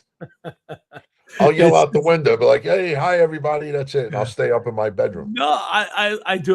No, the other problem is, like for me, like my wife and I, we usually get up in the morning. We go run around all day. Then we get back to the house at 1 o'clock. And I get that, all right, I'm tired. Let me just relax. And then all right, I got to at 4 o'clock, 5 o'clock, I got to get up and drive. And I'm like, now I'm too tired. So this way, I do my running around. My dog's got to get some his toenails cut. We do that, pick up a few things, and then I'm heading out to Staten Island bright and early. So I'm happy. I'm thrilled. I get to see you, hang out with you and your wife, and I'm assuming your brother's coming, and I'll see Paul. So it's pretty cool. Best of my knowledge, just the usual cast will be there. But But you come on. I don't give a fuck. I got 2 requests. One, I'm bringing my paddle in case we could sneak in a game. Oh, okay. I'm bringing my paddle in case we could sneak one in. That's 1. 2, every year I come, you got the music playing. I never hear any Iron Maiden. I'm asking for a little bit. I got a little Maiden nostalgia. I want a little Iron Maiden on the playlist. That's all I'm asking. Just a little couple old school Maiden songs. let me tell you right now what I have so far. I have on the list so far. I'm going to make do more. I have 98 songs. Oh, there you So I go. usually put over 300 songs. So we have a lot to go through. So real quickly, okay. I'm not going to go through everyone. I don't have that kind of time. Of course, we got Number of the Beast from Maiden. Okay, we got some Led Zeppelin. I got some Clutch, some Creed, some Heaven and Hell, Lamb of God, some Floyd, Ozzy, Fear of the Dark from Iron Maiden. There you go. I got 3 songs from Triumph, some Seven Dust, some Stones, Ramones, some Van Halen, Reverend Horton Heat, some Beatles, uh, some Ringo Starr, Stevie Ray Vaughan, some Soundgarden, some Thin Lizzy, some Skinhead, some Scorpions, some Queensryche, some Rush, some Ramones, Queen. Some of this, I'm not even going to tell you some of this because I don't want you to not come to some Zeppelin because some of this stuff you're going to be like, what the fuck? Then it gets a little sketchy because there's Okay. some songs like some new stuff I'm trying to get in. There's some Vanilla Fudge, Accept, Aerosmith, Alcatraz, Wow. Bachman Turner Overdrive, the Big Bopper, Chantilly Lace Wow. made the list. Some Wow. Boston, and I plan on putting a bunch more on there later tonight and early tomorrow. So I'm not done, but I will put more in there. All right, Frankie, to your thing, I do listen to a lot of country now. I'm a big Toby Keith fan. I love Eric Church. There's a bunch of guys I listen to for country. I like even like old country. I have a playlist with Alabama on it, with some Kenny Rogers. I like country music now. I've gotten into it a lot more. And the old disco, to be honest, not a lot. I have been scouring the music stores for a old copy of the Saturday Night Fever soundtrack. So I do have a little bit of Bee Gees nostalgia. I've watched their documentary. So I've been the last 3 times I've gone to a record store. There's a new one that opened up in Millstone that we went to about 3 weeks ago, and I went looking specifically for the Saturday Night Fever soundtrack. So Did you ever hear of Blackberry Smoke? Yeah, sure. I got some Blackberry Smoke on there. They're kind of country. Yeah. Gavin Adcock. Did you ever hear of him? No. He's got like a country sounding tune. He's one of the songs on Madden 2026. Yeah. And then there was one other, Split Lip Rayfield, that these guys are like bluegrass. And as far as, my thing, to me, I got some Hank 3. You like Hank Williams III? I do. I'll listen to him a little bit. I wouldn't say a ton, but yeah. Hank Williams, you know who he is, right? Not the father, not the grandfather, the grandson. The grandson. Yeah, there's a song he's got. It's called "Pills I Took." Okay. It's great, man. I love it. But once he gets into that slow, drawly fucking type of country music, I can't take that. I'm really not into country that much, but I like the more modern country. There are some oldies. There is some old stuff that I do. Like I said, I listen to some Kenny Rogers. There's some Alabama, the Oak Ridge Boys stuff that I can listen to. I consider Eddie Rabbit kind of borderline country rock. Eddie Rabbit, wow, holy shit! Eddie Love a Rabbit. Rainy Night, great. I love a rainy night. Yeah. What was the other song he did too? There's another one he did too. Yes, he had 2. Yes, I agree with you. So there's a few. There's another one. What's her name? Juice Newton. Juice Newton. Yes, Oh, no. Juice Newton. Yes. When I was a kid, we would Queen spend of Hearts. a lot of weekends. Queen of Hearts. When I was a kid, we used to go to my grandmother's a lot on the weekends, and on a Saturday night, she would shove us. And it was like the late 70s, where videos were just starting to get popular, and Saturday nights they would have those videos pop up, and for a while it was a lot of like Billy Joel and Eddie Rabbit, and I always those songs. Whenever I hear them, I get very nostalgic for my grandmother and her house. So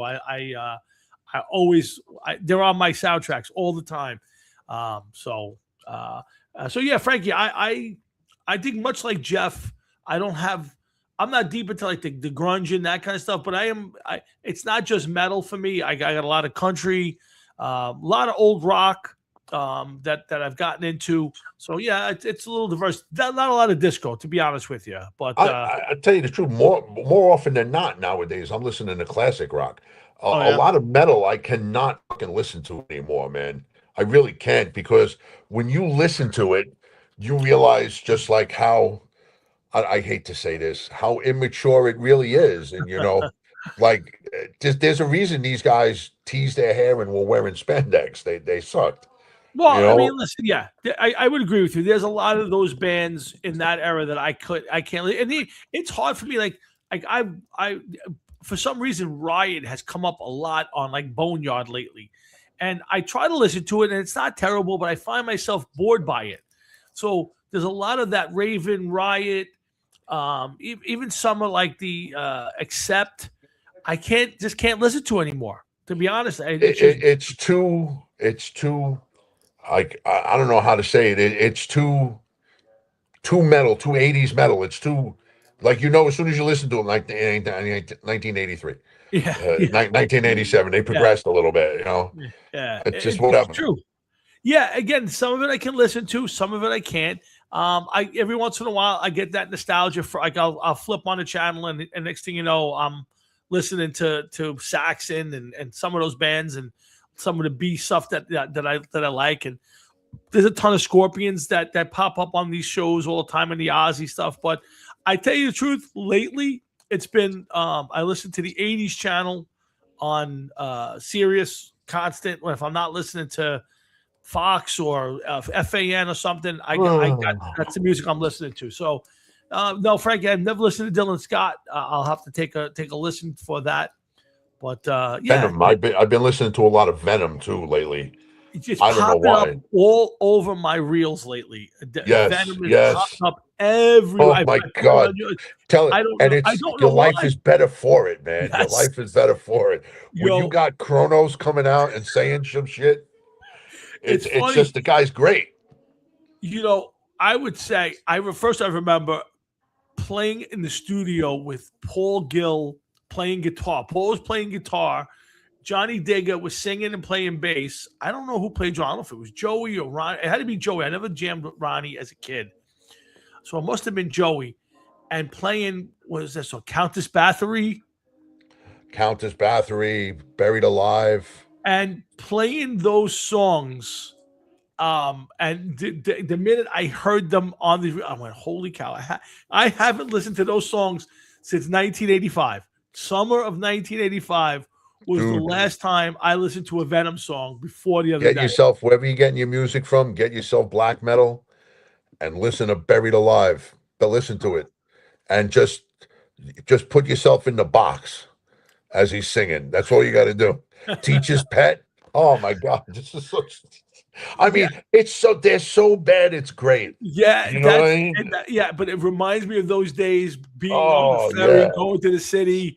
Frank, you love Venom? You of all people like Venom? I would have said no way that you. Frankie has a very eclectic, I mean, I see that. Other than grunge, I think Frankie's into just about everything. I mean, he just went and saw Sammy Hagar and Rick Springfield. I mean, I get that is some fucking combination, by the way. That's what I'm saying. I mean, that's the hell of a combination. Rick Springfield. What kind of show did Rick Springfield put on? Was it a bubblegum poppy type show, or does he have some rock stuff? He's actually not a bad guitar player. I mean, if you listen to every weekend, he does like a greatest hits show on Sirius on the 80s channel, and he'll do like top 5 songs about a dog, from the 80s, and he'll play all these different, and he comes across as a complete total buffoon asshole, like a pompous ass.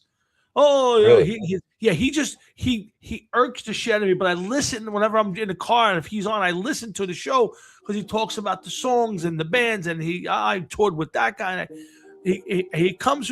It's so bad that it's funny, and I listen. I catch it all the time. So it's better than the other guy, the bass player from Guns. What's his name? Duff McKagan. Yeah, him and his wife do one, and they are the biggest turds ever. Oh my God, three chords. I want to drive to Seattle and punch him square in the face. I swear to God. Jeez. Oh my God, I hate him. Sammy wrote one of his famous songs. Yeah, I like Sammy. Sammy's a hell of a musician, tremendous businessman, obviously. Was Michael Anthony there? Had to be. If Sammy was playing, Michael Anthony had to be the bass player. No, Frank? I don't know. I don't know. That's why I'm asking. He seems to be part of every single thing he does.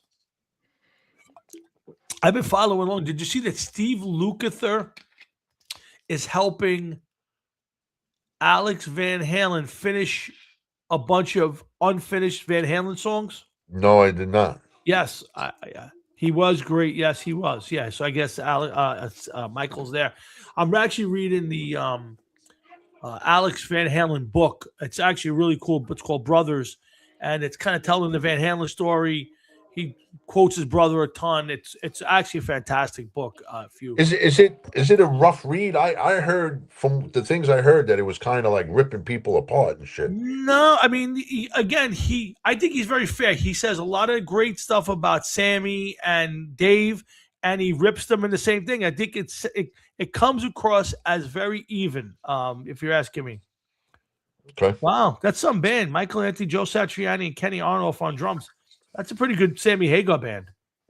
Yeah, but weren't they? No, that was with Chad Smith. They were Chickenfoot at that was time. Chickenfoot, yeah. Chickenfoot. I like Chickenfoot. I mean, the name of the band was retarded, but Chickenfoot was. I got one song on Big Foot on the Gas, whatever the fucking name of the song is. That album, that first album was actually pretty cool. I enjoyed it. I have that album in CD somewhere, but. Yeah, I thought that was interesting. There's a lot of unfinished Van Halen songs and stuff, and him and Lukather. I don't know what the plan is, if they're going to put out a big album or a series of albums to get that music out. I was kind of surprised that it wasn't Wolfie doing it. Maybe he's going to be part of it, but it's definitely Steve Lukather and Alex and whatever. I guess whoever they need to. Tom, not true. He didn't even mention Sammy by name. He called him the singer. Tom, not true. What do you mean? I'm not sure. What do you mean? Not true.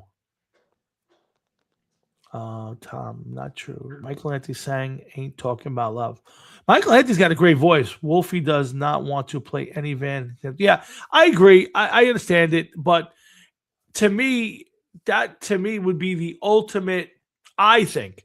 Would be the ultimate tribute to your dad is to go out there and finish his songs for him in the way he would have wanted them. I listen, it's obviously his life. I'm just saying, to me, if I was in that position, that's the way I would look at it. I would want to go there and finish those songs. In Alex's book, I didn't see him ripping Sammy at all. I didn't get that. I don't know, Tom. That I know that there was some friction there. I know that for a fact. Yeah. Again, I'm not finished with it, so maybe it's coming, and I haven't gotten there yet. I'm about halfway, a little more than halfway through. I know with the Dave stuff, he rips Dave a little bit. He compliments Dave, calls him the best frontman, not the best singer. Loves to look at himself in the mirror, stuff, all that kind of stuff. But I thought the pick was pretty good. David Lee Roth, I don't know when he's going to stop doing what he does, man. My God. He just horrendous. Gets worse every time that I see him. Yeah, I saw a video of him trying to get through a song, and he could barely speak. He looks like Dr. Smith from Lost in Space. I mean, oh my God. Again, I haven't gotten all the way through. I just did not feel that so far. I hadn't seen anything. Nothing's coming to my mind that he ripped Sammy on, but maybe it's coming, and I haven't seen it yet. Again, I'm only halfway through. He was okay to Dave, so we'll see. But we'll see. But it's a good book if you get a chance to read it. If you haven't, read that book. It's a good one. Hard Rock Sports, Jeff and Tom, right here. As far as Wolfie goes, I hope he's part of it. I was confused. I thought you said he didn't want to be part of it. Not true. Wolfie will be part of it if need be. Yeah, he might. I hope he would be. Like I said, I think it'd be great if he did it. I didn't know why he wasn't. Yeah, dude, yeah. I just saw Frankie's last comment after seeing Sammy. David should be ashamed. It is so bad. Like, I don't understand. And now he's starting to look and like move like an old man. Like it was Oh one yeah, thing when he was dancing and like he could like fudge his way a little bit sure. because he had so many different things. But like he's on stage at one point in time, I saw one clip. I don't even know if he knew where the fuck he was the way he was acting. Yeah, And he just had this smile on his face, and it's like I know this guy's in his 70s now, but my God, like yeah. please somebody make the save. Big difference between the way he is in concert and the way Sammy was. I saw some clips of Sammy. He can still get it out there. Yeah, Dave's horrendous. I don't know. I didn't see Stewart. I saw Stewart a bunch of years ago. And David Lee Roth is only 71 years old too. Come on, looks That's much it. older. Yeah, That's it. And Yeah. he looks terrible. yeah, he does look terrible. Yeah, I saw Rod Stewart. It has to be about 8 or 10 years ago. Maybe a little sooner. I'm not sure. Yeah, it's got to be at least 8. Sammy Hagar is 78 years old. Yeah, you could And you're saying that he could still perform at a high level and a higher like level that. than Dave. That's for sure. Yeah, it's not even close. Wow. Rod Stewart was okay. I didn't think he moved real well last when I saw him. Again, that's about 8 years ago. Him and Cyndi Lauper were on the same bill. I saw the video. They were giving him oxygen. Come on. Yeah, Rod Stewart. They were giving him oxygen, man. Wow. Yeah, he was not doing so good. Yeah, I would tell you that, that is time. Yeah, I did not see, but when I saw him, he couldn't move on stage. This has got to be 8 or 10 years ago. He could barely move. He was still singing okay, but he was trying to like kick a beach ball. It looked like his leg was going to snap and break a hip. Who, David Lee Roth? No, this was Rod Stewart. When I saw Rod Stewart and Cyndi Lauper, she sang okay, but she talked too much. Oh my God, you wanted to go on the stage and say, "Shut up and sing, shut up." Yeah, listen. You put a microphone in front of some of these people, and it's like, dude, we don't need to hear what the fuck you're talking about. Yeah, she was just telling Please. stories about stuff I didn't want to talk about. I said, just sing some songs and let's get out of here. That's like because they can't sing it anymore. I guess. Holy cow! Yeah, it's crazy. I say keep doing it as long as you want to do it. So, and if somebody's willing to pay to see it, good for you. That's all I can say. You know what? Keep doing it as long as you can do it. That's fine, but do it on a level that's recognizable to what you used to do. Yeah. Don't be like David Lee Roth. Go out there and just smile at the fucking thin air because you think, oh, maybe they're looking at me over there. I don't know. You're obviously just milking people for their money. You might as well just come out, sit on a stool, and just tell some Van Halen stories. If you could sing a song here and there, sing Eruption. Yeah, and you know what? He might be better off with coming out and just doing a spoken word. Just tell Van Halen stories. I guarantee you probably fill a place up if you went and did that. That would probably be more interesting. Mike Tyson made a lot of money traveling around telling the same story every night, and it was a big hit. Why not? You want to know? You know who I saw one time? I shouldn't even tell you this. I really shouldn't tell you this. I'm committed now, I guess. Though yeah, I'm gonna make a confession. Go ahead. I'm gonna say this is back maybe in 2012, 2013. Okay, my wife wanted to go see him. He played down at the St. George Theater. We went for one night with Bill Cosby. Oh, really? Yeah, and Bill Cosby came out and sat in the middle of the stage at the St. George Theater and basically just talked and did Bill Cosby-isms. Wow. Yeah. This is before we knew that yeah. he was milking, everybody with Jello pops and everything else. He still had a chance. And listen, if he could do it, all right. So you may start playing places like the St. George Theater, but it's better than what you're doing now, because if you fall and break a hip, that's it for you, man. Yeah, David Lee Roth. They'd have to put him to sleep. Frankie, I'd go see Barry Manilow only if you promise me he'd open up with Copacabana and then I can leave. It's the only Barry Manilow song. I think he's got to be 100 years old at this point. He's got to be 100 years old. Barry Manilow? Yeah, he's got to be 80 years old, no? I think he's over 80, bro. Yeah, I mean, good for you. I mean, if he's putting on a good show, what 83. the hell? 83. Holy 83. Can we go a little further with this one? Sneak Me in the Door, do Copacabana, and then I'm out the side door when it's over, because that's about the extent of my Barry Manilow. Well, and it's hard to believe, that Barry has come out as saying he loves the same team that you know that, right? No, I didn't know that. He has come out as gay. Has he really? Yeah, he has a husband and everything. Really? I had no idea. Yeah, Don't that care, means but after the show, Barry Manilow was in the back someplace doing wow. unspeakable things Barry at Manilow. 83 years old. Barry Manilow just finished cancer, and he's tempting God. Tempting Barry, God, like he's getting God his knows- fucking guts rearranged. God frowns on the gay. I'm sorry, Barry. Be careful. Yes, Normally, if this was 10, 15 years ago, I'd have to agree with you. Now, I think God frowns upon the straight man because there's gay stuff everywhere. That's very true. It's very true. We are the dinosaur now. We are the dinosaur. Oh, yeah, I hear that. Good for you, Frankie. I at this point in time, I really have to be in the mood to go to a concert. I really do. I want to see so many, and then I end up going to none. I'm hoping to go see Rush. That's one I want to see. I hope to go see Maiden. That's another one I hope to see. Here's the thing about Barry Manilow. I never gave it a second thought. Like, I generally don't care what people do behind it. I don't have to pay for it or watch it. I don't care what anybody does in their house. I could care less. So it never crossed my mind. It makes sense that Barry Manilow plays for the same team, but it never ever dawned on me to wonder who's he's hanging on. Oh well, I don't know. I don't know. I don't think he's as gay as like a Freddie Mercury.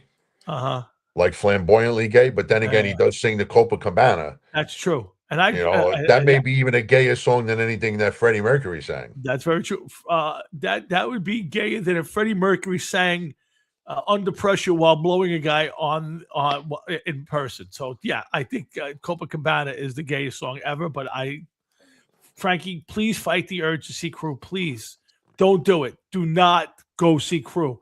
Worst band ever. Still the worst live band ever. I'd go see a Venom tribute band before I go see. What tribute band? Venom. I see a Venom tribute band for bunch of Down syndrome Venom tribute band before I go see Motley Crue live ever in my life. I got to see Motley Crue twice live. Oh. And each time, thank God, each time it was because I wanted to see the band that opened up for them. And so I didn't actually want to watch Motley Crue. Holy cow. How could you want to? It was rough. It was rough. But the first time I got to see Loudness. Yes. And the second time I got to see Whitesnake. Oh, Loudness was great. I loved Loudness. Yeah. That was a fun band to watch. Yeah. I don't remember a song they sang, but I just listened to their album not long ago. I have their album. It's amazing to think he didn't know a word of English when he made that album. And it's funny because when you listen to the album and you hear him sing, it's like, holy cow, that's pretty bad. That's pretty bad.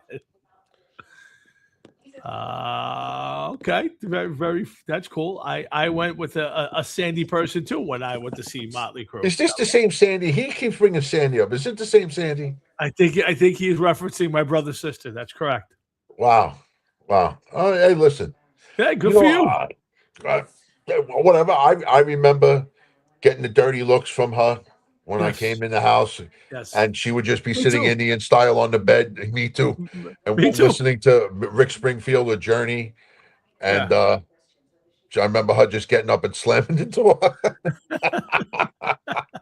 Yeah, me too. No worries. You should have known there was no relationship there a long time ago before it happened. Yes, Frankie. I will admit to one thing. That is my brother's sister. So I tell my mother, your daughter. I do not reference her in any way. I think it's better for both of us. So let's leave it at that. I know we only have a few minutes left, but I got to bring something up to you. I sent you two things earlier yesterday, the old WWF interviews. Incredible.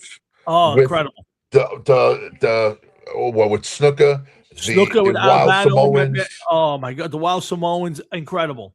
did you know that the one with, I think it was the one with the Wild Samoans, Uh-huh. Vince McMahon had only months or weeks before purchased the WWF from his father at that time. I didn't know that. No. Yeah, it was like less than a year Wow. since then that he bought it. Yeah, and when I saw that, I'm like, this is incredible. They're like between matches, and Freddie Blasie's hitting the Wild Samoan in the chest with obviously fake fucking punches, and then Yeah, Lou yeah, yeah. Albano's doing it, and you know, wow, my God, you want to talk about being brought back for a minute? You know, it was just incredible to see that. Yeah. Incredible. It was great. And what I didn't realize, and I didn't remember Snooker having the fro. I'm told you the thing. Snooker with the fro looks like a jacked up Carlos Santana. He His does, face. but that was just the way, you know, he cut his hair a lot, and when he did wrestle, when he was a good guy, Yes. you know, when he was wrestling barefoot and everything else. If you remember, as the match went on, that hair came out. Yes. It definitely wasn't as long as that, but it definitely came out. No, you're right. In the beginning, he had the headband on. He was all greased up, and then all of a sudden, at some point, he was starting to fro. But I didn't remember that coming out like that. No, he had vision boots of on him- too. Did you see that? I did notice that. No, but he was already Jimmy Superfly Snooker at that point. Well, He was already. did you see the fucking Superfly he gave that guy? Oh my God! Holy shit! The moment of impact. No wonder his fucking trunk was his torso was so jacked up. Holy My cow! God. Yeah, I saw him. Yeah, he again to me, he's that bridge from Backlund to Hulk Hogan, where he was the feature guy. Like I never knew must have been a maniac because he really should have been the feature guy that Vince tried to peddle to everybody because he was doing things nobody else even remotely did at that point. And I guess he was completely out of his mind, and they said we can't. He's about to kill somebody in a few years. We can't possibly. Yeah, I was just gonna say he did kill somebody, so it's you know, you can't take that chance. Imagine telling him you got to drop the title this weekend. I kill you, brother. You know, like just can't take that kind of chance. Well, I will tell you, some of the best moments of all time is Jimmy Superfly, whether it's Piper's Pit or jumping off the super flying off the top of the steel cage. I mean, that's 15 feet in the air, and that guy is flying.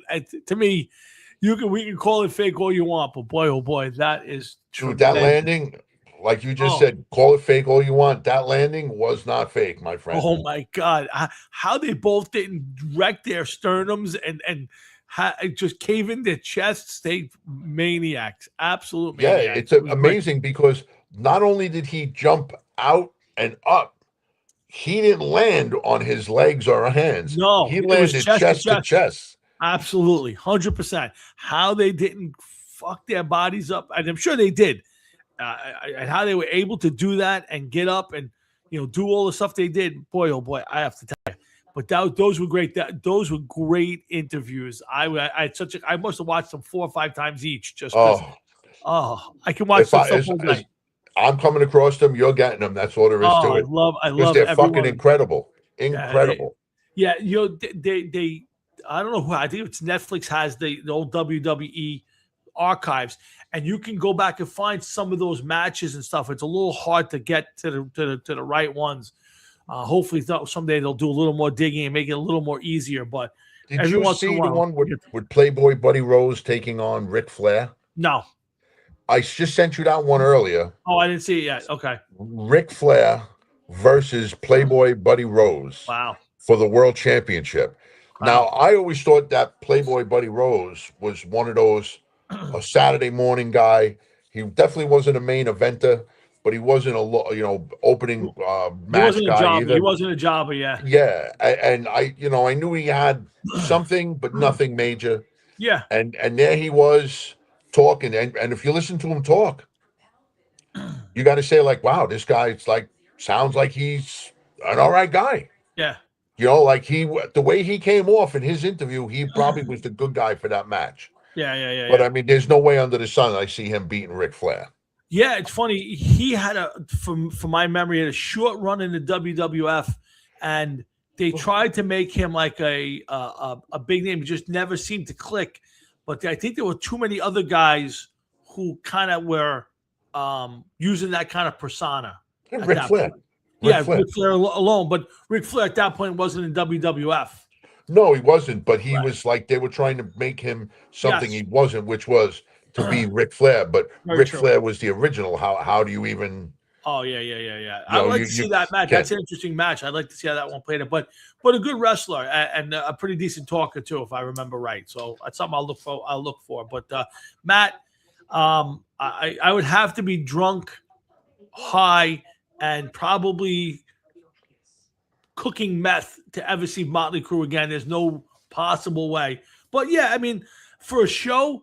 Tommy Lee puts on a good show. At least he did the last time I saw them, and some of the clips I've seen over the years. He's a very animated drummer. I wouldn't say he's a great drummer, but not terrible. He puts on a good show. But unfortunately, there's no way in the world I can watch Nikki Sixx fake his way through playing bass, and no possible way I could ever listen to Vince Neil sing live ever again. Ever, Jeff. Ever. Not even for you. That sucks. Yeah, so, but listen, guys, we're going to have to leave it there so I can get my clips in tonight. I do appreciate everybody hanging in with us and joining us. Remember, we won't be back next week. We will take the week off. I want you guys to have a great 4th of July. Do me a favor. Enjoy it. Yeah, Frankie, no problem. Enjoy the 4th of July. This is a huge celebration for this country. This is a memory. I got one from the bicentennial. Hopefully, I'll make more memories on this one and enjoy it. Throw the politics of it out.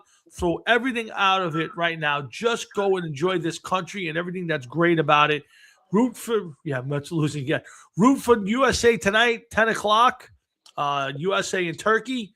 It's a big game. And it's meaningless in the standings, but it means a lot. But go out there and have some fun on the 4th and enjoy the celebration. I will start my celebration this Saturday at the Talwinski home for a nice barbecue. He has them every year.